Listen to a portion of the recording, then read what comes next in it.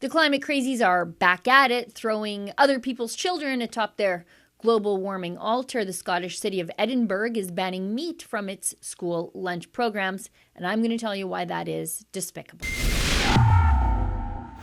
I saw an article this week, and frankly, it infuriated me because it's all part of the war on meat, which is the war on your mind, but now they've thrown children into the mix. If you're malnourishing your brain, you cannot think your way out of what the world's elites are trying to do to you, let alone physically resist their plans for you. To learn more about the war on meat and to sign our petition, please visit freethebeef.com. Now, back to the story. School lunch programs are designed to make sure that nutritional needs are met for kids. And when they aren't met, the kids who come from lower socioeconomic backgrounds, well, they're the ones that are hurt the most because they don't have the best nutrition at home. Those are just demographics. The kids, the rich ones at least, they might get a steak or two at home, maybe a chicken breast, but the poor kids, they can't afford all that stuff. So school lunch programs step in to fill the gap. They should be nutrient dense with the things kids need to fuel their little bodies and their growing brains. But when the needs of the children meet the needs of social justice warrior climate change fighters, the needs of children always lose out. Look at this. Edinburgh becomes the first European capital to commit to taking meat off the menu in schools in bid to reduce city's carbon footprint. The city has voted to adopt the plant-based treaty, including a pledge to promote vegan food over animal products. Edinburgh is the second place in the UK to adopt the treaty, launched in 2021 after Haywards Heath Town Council in West Sussex. It's one of 20 worldwide, including Los Angeles. The move, which could also mean refusing permission to open slaughterhouses in the Edinburgh area, was slammed as anti-farming by the Scottish Countryside Alliance. The alliance's director, Jake Swindles, said that it was pandering to misinformation about livestock farming. But supporters said that by changing local diets, the city will be able to reduce the greenhouse gases it produces. Oh, I'm annoyed, and I'll tell you why. Because adults can eat however the heck they want. I don't care. Just don't make me pay for your stomach stapling surgery, you know what I mean? I don't believe in taxing junk food for the same reasons that I don't believe in taxing meat. I don't think there's a role for the government here, and I also think that people have been sorely misled by the nutritional industry, and that's one of the big reasons why people look the way they do these days. We've demonized quality food, the traditional human diet, in favor of ease, convenience, and social justice.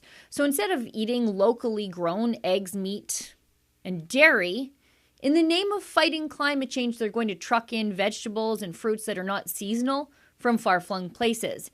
Does that make any sense to you whatsoever? I mean, besides the fact that animal agriculture actually sequesters carbon, if you care about those sorts of things. Now, I don't care what you feel about Mother Earth. Love it, hate it, be indifferent, I don't care. But the developing brain needs vitamin B12. And shame on these people for depriving children of it. Vitamin B12 is only available in animal products.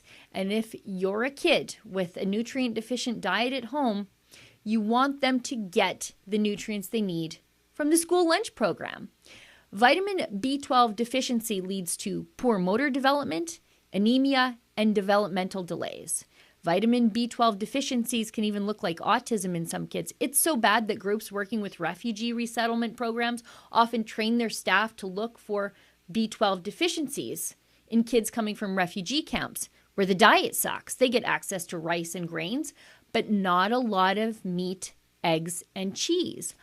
Long-term studies in malnourished populations of kids in the third world have shown that as little as 2 to 3 eggs a week can stop malnutrition-related stunting and cognitive delays. 1 egg a week can protect your brain from some of the ravages of Alzheimer's disease.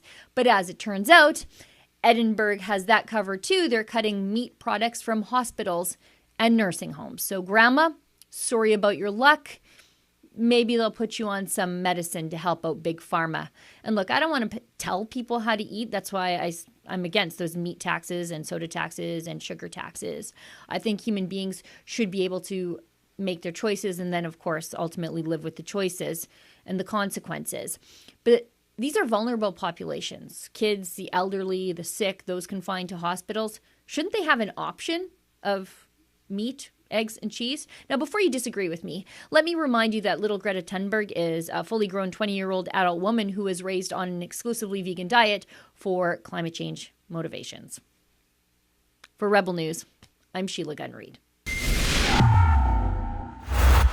If you'd like to send a message that you stand with Canadian farmers and farmers around the world in the war on meat, go to freethebeef.com, sign our petition, but also at the Rebel News store at rebelnewsstore.com, you'll see a very specific collection of pro-meat, pro-farmer merchandise. That's rebelnewsstore.com and freethebeef.com.